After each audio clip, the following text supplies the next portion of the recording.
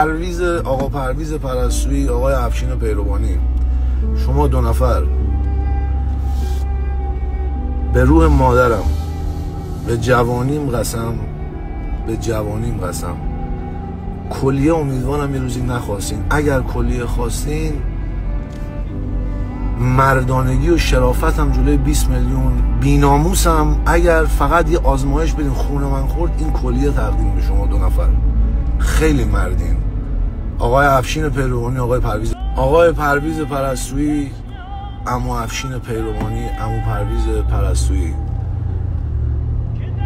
چرا میگم کلیه میخوایم بهتون میدم؟ چون قلب منو برگردوندین سر جاش. من کل زندگیم و 2.5 سال لایف گذاشتم با مردم، بعد حق منه شما حالا با شما که نه، شما برادر خانواده منی، بعد حق من آیسان اسلامی شما با من این کارو بکنین. این درسته؟ ایران میدونم تو قلب پدر من باتری بود، ایران میدونم پدر من معتاده، ایران میدونم پدر من 49 کیلو وزنشه. این درسته؟ من خدا نمیاد بالا سر شما برادر. و منی که هرچی دارم که دارم با همه میخورم، که من اصلا چیزی مگه تنها میخورم؟ آخه